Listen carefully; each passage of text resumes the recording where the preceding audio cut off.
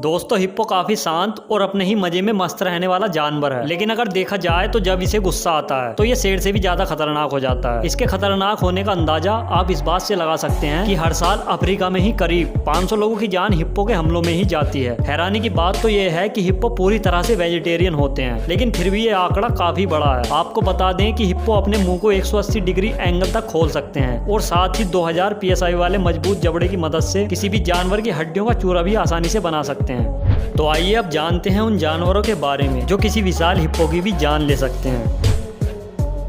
वैसे तो एक एडल्ट एलिफेंट के सामने हिप्पो का कोई मुकाबला नहीं, क्योंकि जहां एक एडल्ट हिप्पो की लंबाई 3.3 मीटर से 5.5 मीटर तक और ऊंचाई करीब 1.6 मीटर की होती है और इसका वजन भी करीब 4000 किलोग्राम तक ही होता है, तो वहीं एक एडल्ट एलिफेंट वजन और आकार में हिप्पो से दोगुने से भी ज्यादा होता है। एलिफेंट ऊंचाई में भी हिप्पो से कहीं ज्यादा होता है। अगर हिप्पो अपने मजबूत जबड़े से एलिफेंट पर अटैक करना भी चाहेगा तो वो बस एलिफेंट की टांग पर ही अटैक कर पाएगा, क्योंकि अगर वो एलिफेंट की लंबी सूंड पर अटैक करने की कोशिश भी करेगा तो एलिफेंट उसे अपनी ताकतवर सूंड में फंसाकर जमीन पर पटक देगा, जिसके बाद एलिफेंट उसे अपने पैरों से कुचलकर हिप्पो की जान भी ले सकता है। जैसे कि यहाँ पर एक राइनो एलिफेंट से उलझ बैठता है। आपको बता दें कि राइनो हिप्पो से भी अधिक ताकतवर जानवर है, लेकिन बावजूद इसके वो एलिफेंट के गुस्से के सामने टिक नहीं पाता और ऐसा ही कुछ हिप्पो के साथ भी होगा।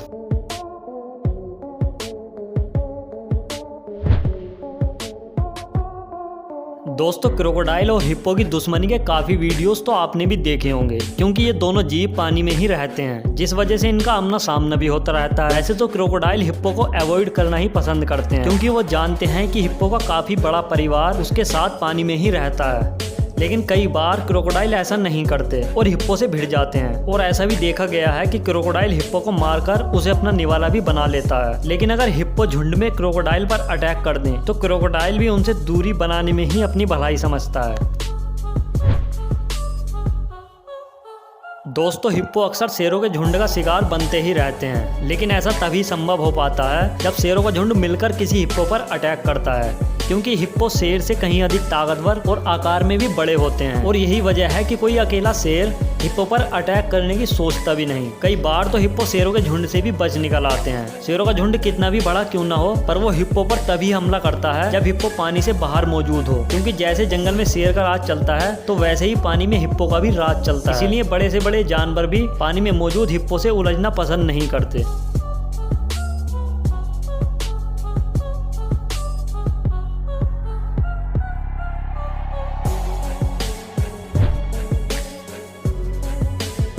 राइनो भी हिप्पो की तरह काफी खतरनाक और गुस्सैल जानवर है, लेकिन राइनो आकार, वजन और ताकत तीनों में ही हिप्पो से आगे है, जिसका साफ मतलब है कि दोनों की लड़ाई में जीत राइनो की ही होगी। आपको बता दें राइनो हिप्पो से भारी होने के बावजूद भी हिप्पो से तेज भाग सकता है, और राइनो के पास उसके सींग के रूप में ऐसा हथियार है जिससे जंगल में मौजूद सभी जानवर खौफ खाते हैं। राइनो अपने सींग के दम पर ही किसी भी जानवर से भिड़ने को तैयार हो जाता है, और जैसा हाल यहाँ भैंसे का हो रहा है वैसा ही हाल राइनो हिप्पो का भी करेगा।